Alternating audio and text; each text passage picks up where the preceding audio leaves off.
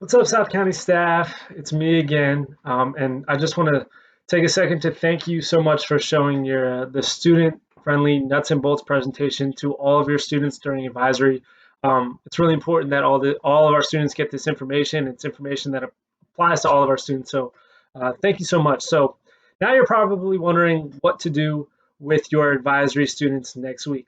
So, first, let me remind you that remember on the advisory website and I'm going to go to it, that we still have some school-wide activities planned for you during your advisory classes. So check these out. Um, the 25th, the SR&R video is the next thing that will be delivered by you to your advisory students from the school. Mr. Carrington is working on a plan for that and some training to get everybody up to speed on how to deliver the SR&R presentation. Now, if you look at the schedule, you'll have a lot of advisories that do not have school-directed initiatives. And so you might be asking yourself, what do I do during this time? And here is our proposal to you.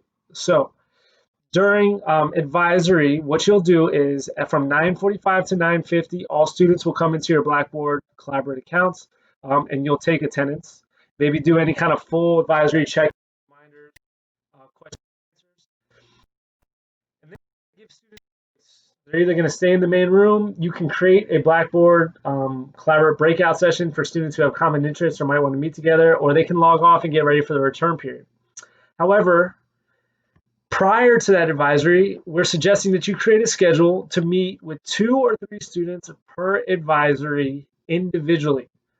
So a majority of your students will have choice, but 2 or 3 of your advisory students will be pre-scheduled to meet with you. They'll meet with you in the Blackboard Collaborate, so they'll know they'll have to stay in your advisory until it's time for them to meet with you. And for you, the teacher, what you'll need to do is review that student's academic progress and attendance in SIS prior to your appointment. So when you meet with that student, okay, some topics to consider to discuss. How are you doing? How's life inside and outside of school? Develop that relationship. How's your technology? Is make sure everything is working. Be a great time to review their academic progress. Hey, I noticed that you're doing really well in all your classes. Is there anything that you need from me? And or, hey, I noticed you might be struggling in some of your classes.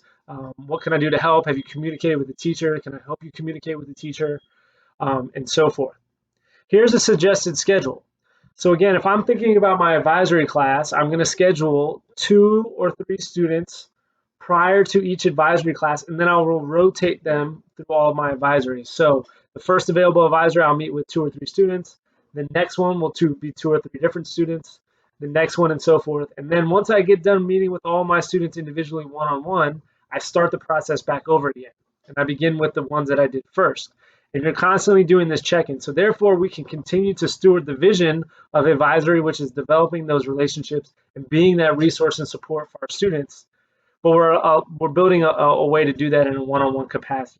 And again, if a student doesn't have a prearranged appointment with you, they'll have the choice to, again, stay in the main room and hang out. You could create an additional breakout room for students who just want to hang out with each other, or they can log off and get ready for the return period.